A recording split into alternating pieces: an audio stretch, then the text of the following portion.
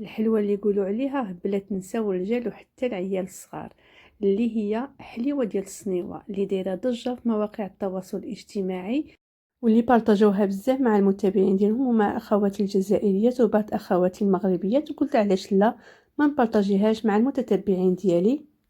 شفت الطريقة اللي كيخدموا بها هاد الحلوى، لكن بكل صراحة وبكل احترامي لهم هذيك الطريقة ما عجبتنيش وفيها بزاف ديال المراحل ومتعبة الصراحة.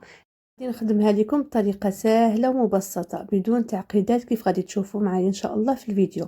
اللي شافت الوصفه من قبل غادي تعرف الفرق وسهله، يعني غير بلا ما نزيدو على راسنا، واللي ما عارفاش غادي نشرح لكم في الفيديو كيف كتشاهدوا النتيجه اللي هي رائعه كتدوب في اليد قبل الفم. ما تنسونيش باللايك، الله يجزيكم بكل خير، والبارطاج مع الاحباب مع صديقه ديالكم تاعهم الفائده. وعلى بركه الله نمر المقادير والطريقه في نفس الوقت. وأول حاجة نبداو بها هي الصلاة والسلام على حبيبنا رسول الله. كيف كتشاهدوا أخواتي الغاليات، عندي هنايا كاس مع مرش ديال الزيت النباتي ما يعادل 200 مليلتر. غادي نخدم كل المكونات في الخلاط الكهربائي. اللي شفت الوصفة راه كيخدموها يعني في كاسرول فوق النار، كيديروا العسل والزيت فوق النار والسكر يبقاو يحركوا حتى يتغير اللون ديالو. انا غادي نخدم بهذا العسل اللي يكون هكا اللون ديالو غامق. اللي عندها العسل يعني اللون ديالو فاتح غادي تضيف واحد ربع ملعقه من القرفه، منها للتنسيم ومنها كتعطينا داك اللون العجين اللي كيجي في اللون ديالو قهوي او مارون. وهنايا عندي كاس الا ربع من العسل اللي كنضيفوه يعني في الخلاط الكهربائي مع داك الزيت النباتي ما يعادل 230 غرام. ما غاديش نستعمل السكر، يعني غادي نكتفي غير بالعسل بالحلاوه ديال العسل، وكتجي هي هذيك ما كتجيش قرصه نهائيا بالحلاوه. صافي هنا من بعد ما كنضيف العسل غادي نضيف واحد رأس ملعقة من الملح اللي ضروري منه لتصحيح الذوق، وغادي نضيف بيضتان يكونوا بحرارة الغرفة، وغادي نسم هنايا انا بالفاني. بغيتو تنسموا بالقرفه ممكن، بغيتو ديروا الفاني قشره الحامض او الليمون، يعني التنسيم كيبقى اختياري. وغادي نطرب مزيان هكا بالطراب الكهربائي. ممكن تستعانوا بالطراب اليدوي اللي ما عندهاش ما مطوفاش على الطراب الكهربائي حتى ندمجوا جميع العناصر اللي ضفناهم، خصوصا ديك الزيت ما تبقاش تبان، وحتى القوام ديال الخليط كيتقال وكيتغير اللون ديالو كيف كتشاهدوا كيجي كريمي وزوين، يعني بحال الصوص ديال الكراميل كيجي زوين اخواتي. طريقه سهله، قلت علاش لا ما نستغناش على داك السكر. يعني هما يخدموا السكر والزيت والعسل فوق يعني النار في كاسرول حتى يذوب داك السكر ويتغير اللون ديالو، عادي يديروه في شي بول يخليوه حتى يدفع، عاد كيضيفوا بيضه بيضاء او يخليوه يبرد تماما، عاد كيضيفوا البيض ويدمجوا داك البيض مزيان مع الخليط، عاد كيضيفوا النواشف.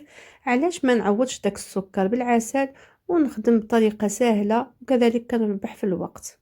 من بعد ما خويت الخليط في واحد البول كنضيف هنايا كوب ديال الدقيق، القياس ديالو 130 غرام في النواشف، وواحد كيس ديال خميره الحلويات بيكين باودر من فئه 7 او 8 غرام، وكيضيفوا فيها حتى البيكربونات الصودا اللي بغات تضيفها. انا ما ضفتهاش، استغنيت عليها. كيضيفوها مع داك يعني المكونات اللي كيديروا في الكاسرول، يعني كلشي كيكون سخون عاد كيضيفوا البيكربونات الصودا وكيبقاو يحركوا. هذه الطريقه سهله، وحتى اللي ما عندهاش الخلاط الكهربائي غير تخلط جميع المكونات مزيان بالطراب اليدوي نفس النتيجه باذن الله. هنا من بعد ما دخلت مزيان داك الكوب الاولاني كنضيف الكوب الثاني وهذا الثالث، وغادي نضيف الرابع بالتدريج. غادي نضيفو على مراحل.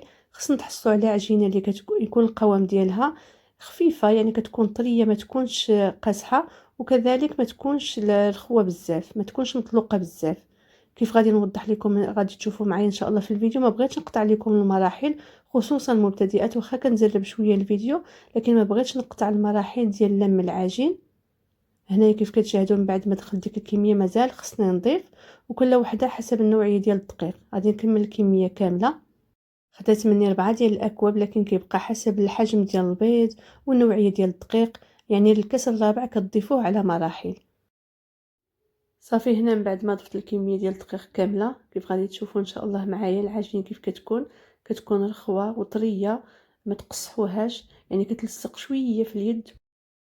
صافي كنمروا كنجيبوا اللاطه اللي غادي ان شاء الله نطيبوا فيه هاد الحلوه.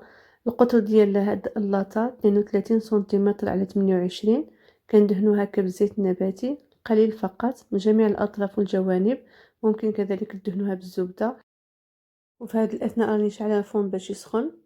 هنا كنجيبوا العجين ديالنا وكنبسطوها في اللاطه، كتبسط معنا بكل سهوله لان العجينه كخليناها طريه، ما تقصحوهاش اخواتي. صافي من بعد ما كنبسطوها كنعطيوها الشكل ديال اللاطه اللي درنا فيها. ممكن ديروا حتى شكل دائري، المهم اللاطه تكون متوسطه، ما تكونش كبيره بزاف وما تكونش صغيره بزاف. وهنا باش نحيدو دوك الاطراس ديال الاصابع كنحاولوا نديروا يعني نقدوا السطح بسباتول او بظهر ملعقه، يعني حسب الرغبه ديالكم او حسب المتوفر. كناخذوا الحلوه ديالنا كنحطوها في الفرن يكون سخون، كنقصوا النار كنخليوها هادئه على 180 درجه حتى 190، غير من الاسفل حتى تشوفوا هكا الجوانب تحمروا. من بعد كتشعلوا ليها من الاعلى تاخذ واحد اللون اللي هو ذهبي وكتخرجوها مباشره وهي سخونه. كتحاولوا تقلبوها، وفاش كنطيب في الفرن تشكلات هكا فقاعات وبقاو يعني ما تقبتهمش، كنت لاهيه وتشكلوا هاد الحفر من الاسفل. ورجعت قلبتها على الوجه الاولاني اللي شفتوا معايا. الوصفه كيف داروها البنات، يعني كيزينوا الظهر ديالها هو اللي كيزينوا وكيخليو هاد الواجهه من الاسفل. انا فاش لقيت دوك الحفار يعني قلبت على الوجه ديالها، يعني عادي ما كاين حتى مشكل، يعني كما جاتكم هو هذاك، ما كاينش الفرق. هي كتجي رافتيه وزوينه كما درتو ليها. وكنحيد هاد الاطراف هادو غادي ان شاء الله نحتاجوهم بعد التزيين. كنحاول نفتوهم غير هكا باليد ديالنا، راك فتيه وطريه وزوينه غير باليد، ما تحتاجوا لها شوار لا والو. هنا كنجيبوا المربى ديال المشمش، ممكن نديرو ديال البرتقال او ديال سميتو ديال الفغيز او ديال التفاح حسب المتوفر عندكم او العسل. كدهنوا السطح ديالها كامل هكا بالمربى، وكتجيبوا دوك الاطراف اللي فردتوهم هكا كتزينوا بها من الاعلى. كتجي حلوه اللي لذيذه وهشيشه وكتذوب في اليد قبل الفم اخواتي.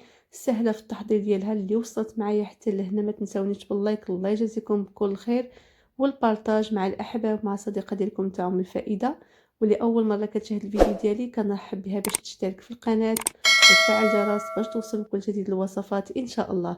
كيف كتشاهدوا نتيجه اللي هي رائعه وزوينه وكتحضر بسرعه، وكتقطع لنا واحد الكميه اللي هي كثيره تبارك الله، فقط ببيضتان وكاس ديال العسل وكاس ديال الزيت.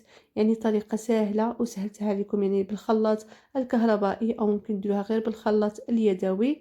وحتى المكونات اللي هما اقتصاديين وفي المتناول ان شاء الله. كتقطعوا على شكل هكا معينات، ممكن تقطعوها مربعات، والحجم كيبقى اختياري، ممكن ديروها كبيره ممكن ديروها صغيره، وتحتفظوا بها هكا في علب محكمه الاغلاق.